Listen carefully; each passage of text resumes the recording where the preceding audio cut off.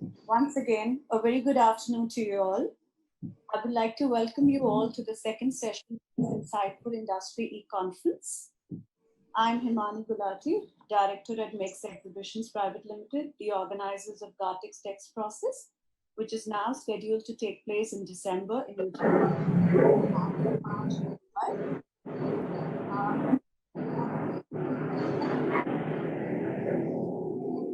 Harish Bijoor,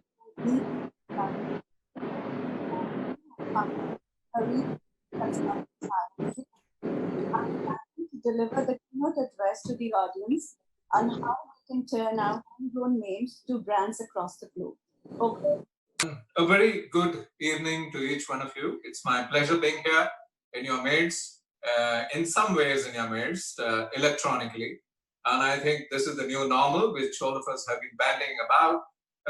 But when I decided to do this keynote address, I said that, I am not going to use PowerPoint as a utility item.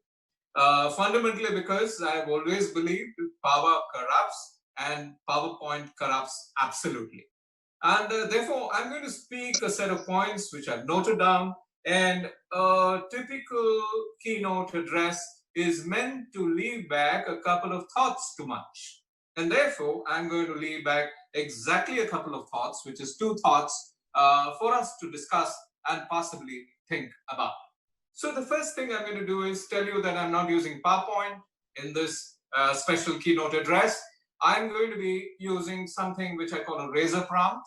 I've taken a razor and I've added a post-it pad to it. And there are going to be some titles coming at you like this. And so the first point is the subject, which is reboot. Reboot the textile and apparel industry.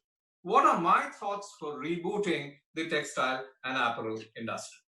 My thoughts are really not old because they're as fresh as a recent market research exercise which we have undertaken in India and in small parts of Sri Lanka.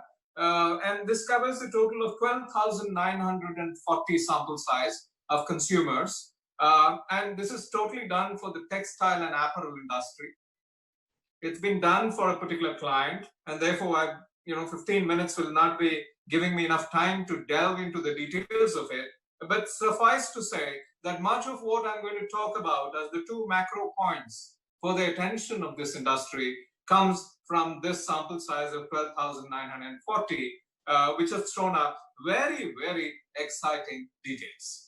So the first thing I want to say is the industry is at the crossroads. The textile and apparel industry is certainly at the crossroads. The tough times just got tougher. Believe it or not, even before the tough times of COVID-19 came about, the times were tough. And I think you and I know what we are talking about best. So the industry has been going through tough times, and it's business unusual at this point of time, thanks or no thanks to COVID-19. So the theme is all dressed up and nowhere to go. All dressed up and nowhere to go. And that's my turmoil. Half the time I'm getting dressed up to sit in front of the computer and do sessions and do meetings, etc., etc., but nowhere to go out. And that is the trauma that these 12,940 people across India, and this is a study which looks at big India and small India. Big India is tier 2, 3, and 4 town India, and small India are the metros in which you and I possibly live in. People are saying that I have so much, but I don't know what to do with it. And apparel and textile is hit by this sucker punch, which hits it in the solar plexus. Why? Because people are saying that garments, apparel, typically, how many shirts do you need to live? How many trousers do you really need to live? How many events do you go out to? What can be washed and reused?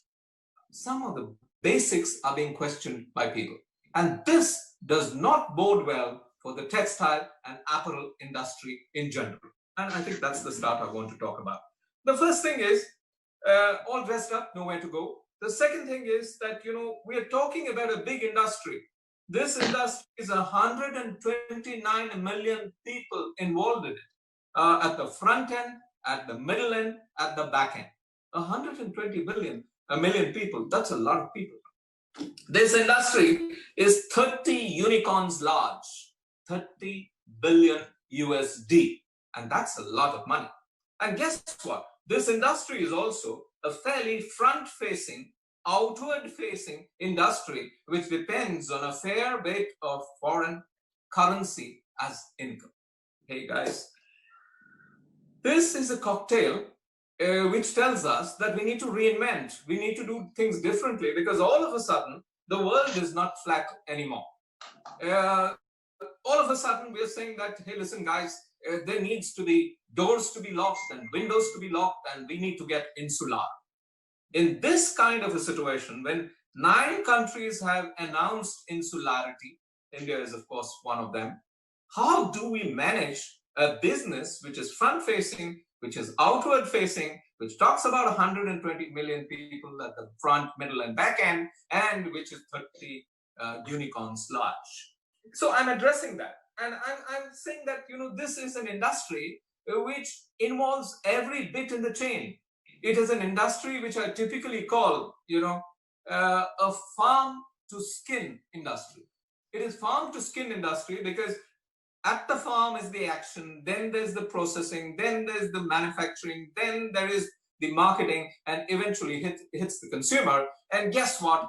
Everything that you and I wear is coming from this industry. And everything that you and I wear is what I call the secondary packaging industry for the human being. Secondary packaging industry for the human being, maybe 7 billion people across the world, maybe 1.3 billion people across India. Secondary packaging. What is primary packaging? Primary packaging is the skin. Secondary packaging is every garment that you and I wear. And we tend to wear this secondary packaging just for 2 reasons. Reason 1 is functional. I mean, I need to be covered. Thank God for that. The second reason is cosmetic. I need to look good. I need to look different. I need to have 42 shirts in my cupboard. And this does not go for the skin of human alone, but it goes for the skin of the sofa, the skin of the window, the skin of walls around you, the skin of everything around you. And therefore, this is a skin industry. Now, out here, if you really look at it, there are 2 aspects I'm going to talk, as I told you. One is Desinomics. Desinomics is here, guys. And if you and I look around, we were very excited in this industry at a point of time when we were told very clearly in the industry that, hey, listen, guys, the duties, the tariffs, the import duty hikes are coming in. We're going to stop outside things coming in, and you and I got very excited. I think that's short-sighted, because if you can do it, I can do it, is the global norm today. And that is my worry when I talk of this subject called Desinomics is here. Atmanirbhar Bharat. I think it's a terrific clarion call of Prime Minister Modi. Atmanirbhar Bharat. What are we talking about? We are talking about India, which is self-sufficient. And I think that's very important. But we need to appreciate that the world is not flat anymore. I work a fair bit in the auto sector in India. So I've got 2 auto clients, one in Chennai and one in near Delhi. And if you really look at both these clients, they are telling me that, hey, guys, we source our material from 6 different countries. And guess what? COVID-19 has hurt that supply chain altogether. If only I could get all those 6 country parts made in India with the best quality, I would be Atmanirbhar. Now, unfortunately, the auto industry cannot as yet be Atmanirbhar. Possibly the textile industry can attempt to be that. If you take out the machinery that goes to make what is made, if you take out the zippers which we import from across the globe, if you take out, you know, literally every sewing machine that comes in from outside. Hey guys, Atmanirbhar Bharat. Actually, the world is not flat, but this Atmanirbhar Bharat is a sword which cuts both ways. And I think that cutting both ways is very important for us to understand. Because if you look at it, export dependency is a part of the industry you and I are talking about. Export dependency is a global plan. Export dependency is not a micro plan of one country, but it's a global plan that knits together the needs, wants, desires, and aspirations of possibly 46 countries that I have listed out to be primary export destinations for textiles and garments that you and I talk about. Therefore, my dear friends, if you look at self-reliant India, for the industry, we need to think it a little different. We should all adopt self-reliant India. We should all adopt and adapt to Atmanirbhar Bharat. But we need to adapt to it with a certain degree of finesse and differentiation. And that differentiation is something we need to discuss. Self-reliance, first of all, is insular. It makes you insular because it says that what I make for myself. And what I make for others, provided they want to take it. Therefore, if you really look at the textile and garment industry, you and I need to sit and do an audit. You and I need to sit and do an audit to understand, hey, listen, which are these countries I send stuff to? Where do I get my euros and dollars and yens and everything else from? And how insulated can I be? How secure can I be that this country is comfortable with me as much as I am comfortable exporting to that country? Is that country going to be perennially happy importing stuff from me, even as I up the tariffs on stuff that I bring in, and even as I keep talking about doing things for myself? And therefore, my dear friends, self-reliance is insular. The industry needs to think about this insularity and prepare a plan for this insularity. The insularity also assumes that the world is flat. I can get things from Poland and I can send things back to Poland. I can get things from the United States and send things to the Netherlands. Hey, listen, guys, self-reliance can drive down value even. How can self-reliance drive down value? Because if I'm going to be reliant only on the market of India, I am driving down value. And that value is being driven down fundamentally because of the brand premia and brand premiums that you and I don't talk about in this space.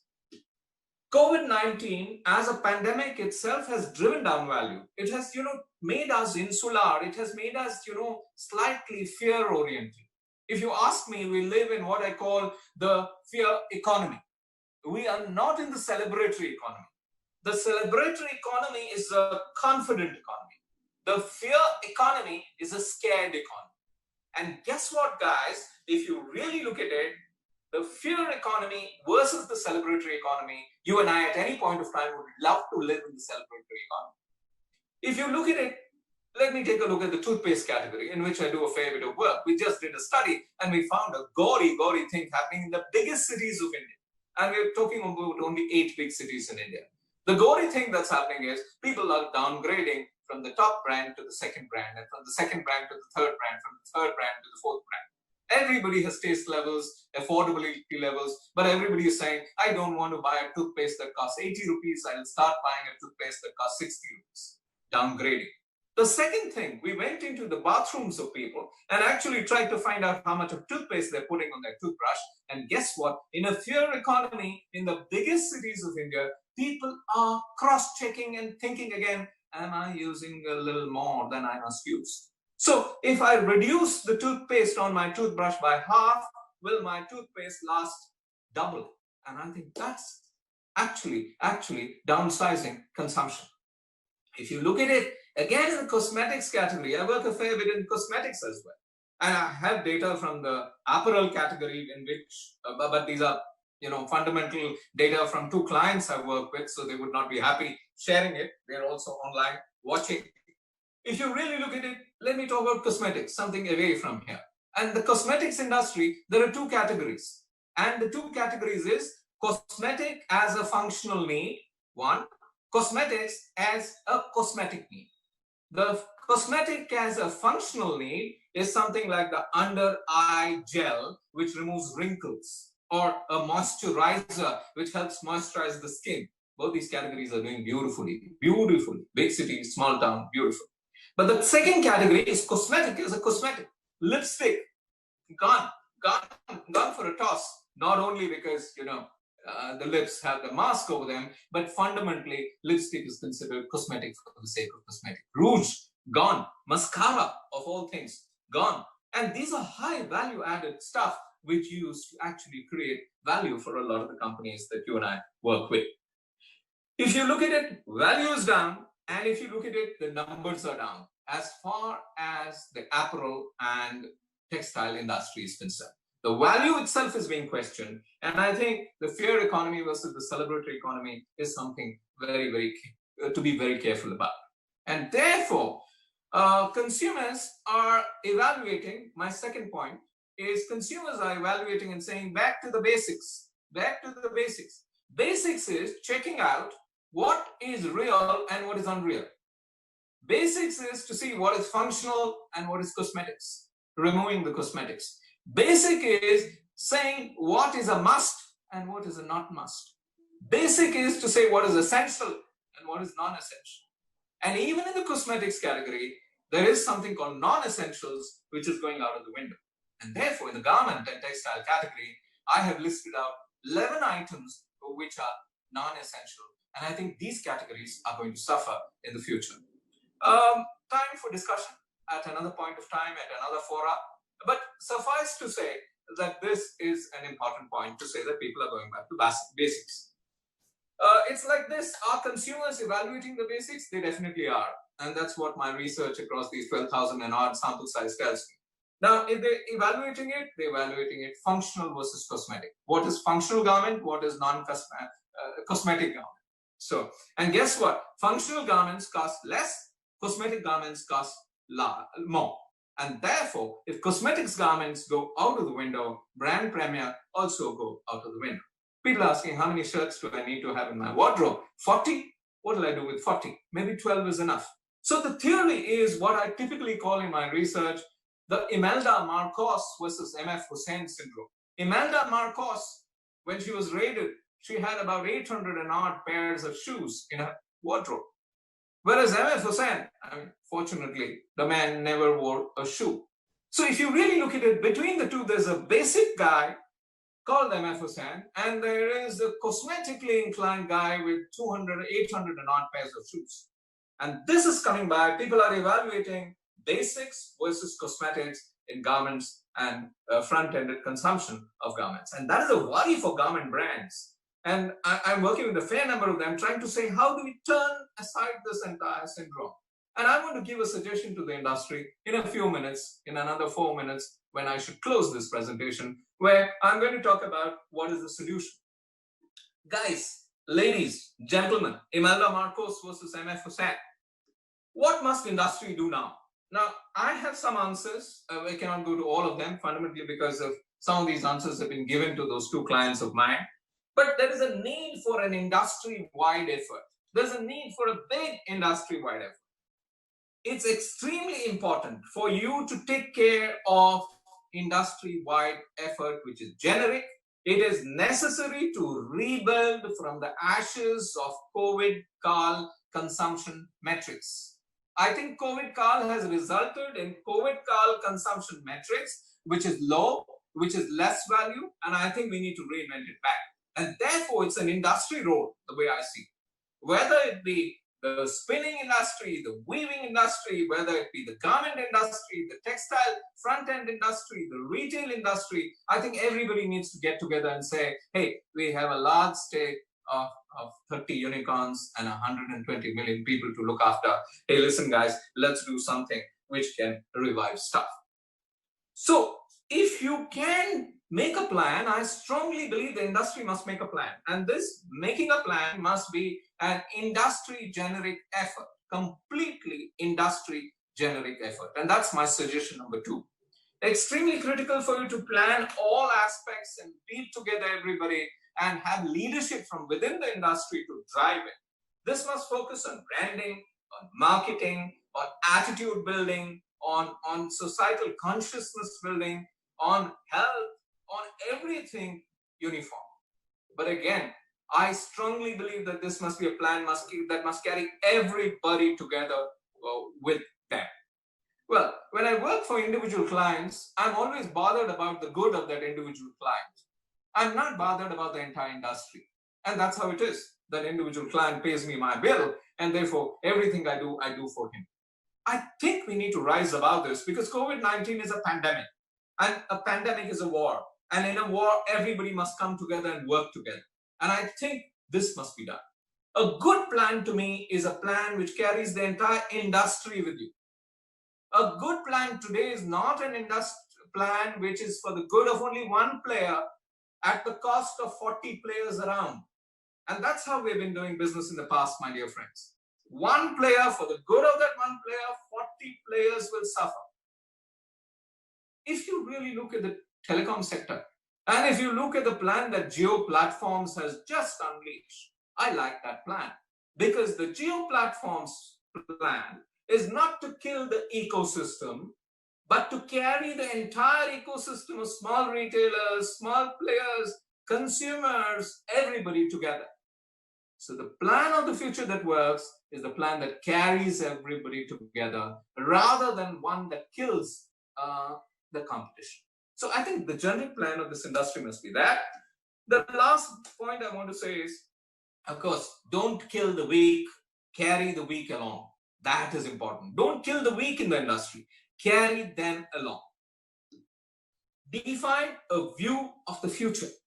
And the view of the future is very important for the industry to define and percolate through advertising, marketing, branding. And this is a marketing and branding task which you must get into as an industry, which is to say, a simple line I want to say, a rosy future makes people buy. A rosy future makes people buy. A glum future makes people save. A rosy future is a part of the celebratory economy, as I call it. A glum future is a part of the fear economy in which we currently are. So, ladies and gentlemen, I want to close this special keynote address with two suggestions. One is, you need to audit Desinomics very, very carefully and make a plan for the industry which is resilient across 46 countries and not resilient for one country. The second thing I wanted to look at is really a generic activity which carries everybody together and does not leave anybody aside. Having said that, I fully appreciate there may not be time for questions, and therefore I'm going to leave back an email ID for you, which is harishbijoor@hotmail.com. If you do mention that you were at this event organized by CITI, I promise to reply to you within 24 hours. And you're welcome to mail me either here or catch me on social media on LinkedIn or Twitter or Insta. Lovely being here. Take care. Thank you so much, Mr. Bijoor. It was great to have you here today. And it was quite an insightful talk, I must say. And the way ahead is survival by cooperation, as put across by you. Now we move on to the next session.